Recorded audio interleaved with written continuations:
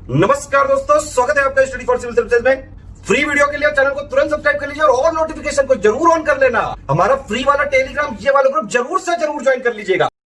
ये वाला टेलीग्राम जरूर ज्वाइन कर लीजिएगा। सारी इन्फॉर्मेशन नोटिफिकेशन यहीं मिलते रहेंगे। टेस्ट सीरीज भी यहीं मिलेगी, वीडियो प्लस प्लेलिस्ट सब यहाँ पे शेयर करते रहेंगे।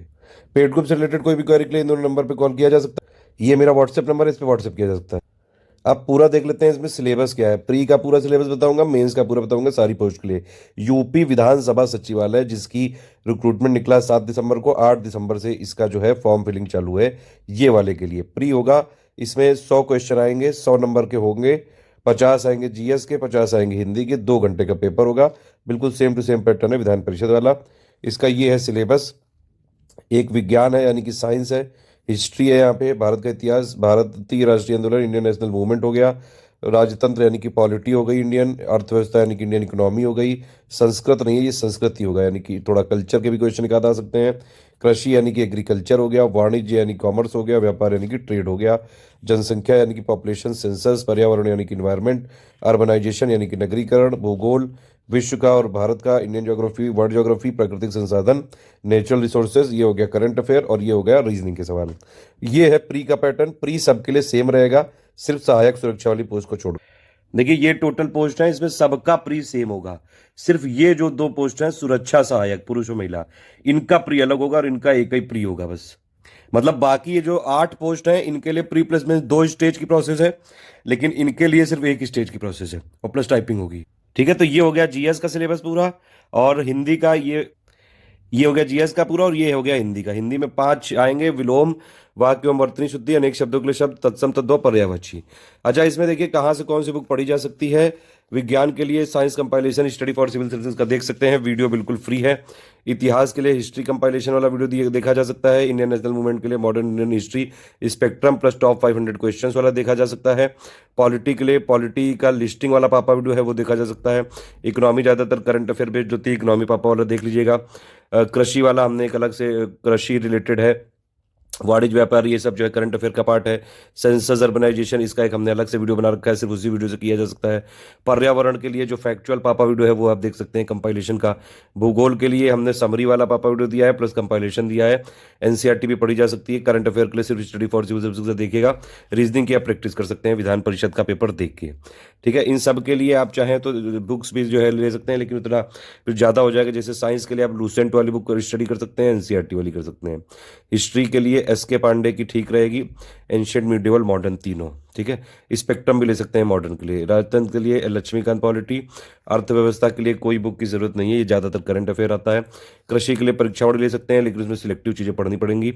जनसंख्या के लिए इन सब के लिए कोई बुक लेने की जरूरत नहीं। जनसंख्या नगरीकरण ये सिर्फ आपको स्टडी फॉर सिविल सर्विसेज पे ही मिलेगा अपडेटेड। पर्यावरण के लिए जो है इसमें भी कोई ऐसी बुक की जरूरत नहीं है, लेटेस्ट जो नंबर्स होते हैं बस वो ध्यान रखने होते हैं। भूगोल के लिए आप एनसीईआरटी बरनवाल पढ़ सकते हैं। यहाँ पे करंट अफेयर के लिए और कोई सोर्स ही नहीं है, सिर्फ स्टडी फॉर सिविल सर्विसेज। और ये रीजनिंग के लिए आप जो है प्रैक्टिस कर सकते हैं आर एस अग्रवाल की बुक से। हिंदी के लिए 50 के 50 शब्दों के लिए बुक्स कई सारी मार्केट में आती हैं, आप उससे भी पढ़ सकते हैं। एक हमारा पापा वीडियो है, सिर्फ उसको देख के पूरा यहाँ पे पूरा पूरा मतलब पूरा जो है सिलेबस कवर कर सकते हैं। ये हो गया प्री का सिलेबस। अब देखिए मेंस का सबका अलग अलग है। जैसे संपादक के लिए क्या है, संपादक के लिए मेंस का जो है लिखित परीक्षा के आधार पर किया जाएगा। एक प्रश्न पत्र होगा और इसमें जो है आपका सामान्य अध्ययन आएगा 50 नंबर का, हिंदी का आएगा आपका 50 नंबर का। तो संपादक के लिए आपका ये हो गया 50-50, और एक और भाग है इसमें देखिए सामान्य ज्ञान, लगभग वही है जो यहाँ पे प्री वाला है। ठीक है, थोड़ी चीज़ें अलग हैं यहाँ पे आप देख सकते हैं। हिस्ट्री साइंस वही है, इतिहास है और इतिहास भी सेम है, पॉलिटी सब कुछ सेम है, करंट अफेयर भी सेम है लगभग। और यहाँ पे संविधान के कुछ प्रमुख प्राविधान, यानी कि आपको थोड़ा सा पॉलिटी में ठीक से पढ़ना पड़ेगा और यूपी से रिलेटेड। ठीक है, हिंदी वाले में भी यहाँ पे थोड़ा सा अलग है। ये मेंस का बता रहा हूँ मैं, प्री का भी हो चुका है पूरा। ये मेंस का क्योंकि सबका पैटर्न अलग अलग है। प्री ऑलमोस्ट सबका कॉमन है, एक पोस्ट छोड़ के मैंने आपको बताया था। ठीक है, तो सामान्य हिंदी में ये वाली चीज़ें, हिंदी भाषा का इतिहास, मुहावरे, शब्द रचना, अशुद्धियाँ, बोलियाँ, अध्यादेश, विधेयक, मतलब जो भी जिसकी जॉब है उस हिसाब से यहाँ पे पेपर बनाया गया है। फिर यहाँ पे एक और चीज़ है, पद दायित्व से संबंधित ज्ञान, संपादक के कार्य जो है, संकल्पना प्रक्रिया, संपादकीय मूल्य, ये सब चीज़ें आपको पढ़नी पड़ेंगी। कि ये सारा पूरा जो है आपका यहाँ पे पता होना चाहिए। प्रतिवेदक के लिए यहाँ पे 2 चरणों में किया जाएगा। ये मुख्य परीक्षा के 2 चरण है प्री के बाद। समझ में आ रही कि नहीं? तो यहाँ पे पहले चरण में तो लिखित परीक्षा होगी, दूसरे चरण में आपका आशु लेखन होगा, मतलब हिंदी में 140 शब्द प्रति मिनट और इंग्लिश में 120 शब्द।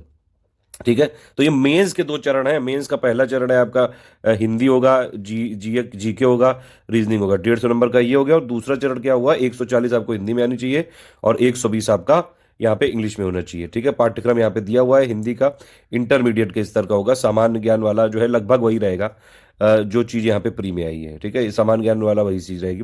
सामान्य बुद्धि परीक्षण वाला भी जो है यहाँ पे नवीन परिस्थिति को समझने, तर्क की योग्यता के लिए है, मतलब रीजनिंग भी लगभग सेम रहेगा। ये आरओ का है। आरओ में अगर आप देखेंगे, एक प्री तो सबके लिए कॉमन ही है, मेंस में सिर्फ यहाँ पे लिखित परीक्षा के आधार पर चयन होगा, साफ लिखा है यहाँ, लिखित आधार पे मेंस होगा इसका। एक होगा सामान्य अध्ययन का 140 क्वेश्चन आएंगे यहाँ पे, और एक होगा आपका हिंदी का 60 क्वेश्चन आएंगे। अच्छा, इसका जो मेंस है वो यूपी पीसीएस का आरओ का जैसा प्री होता है उसकी तरह होगा यहाँ पे। ठीक है, 200 क्वेश्चन, 200 यहाँ पे अंक और 3 घंटे का पेपर, इस तरह से होगा ये पूरा। यहाँ पे देखिए यूपी पीसीएस का जो यहाँ पे पूरा जो आपका सिलेबस है वही दिया हुआ है। तो मतलब जो इसका मेंस है वो यूपी पीसीएस के आरओ के प्री के इक्वल है, लेकिन वहाँ का मेंस अलग है।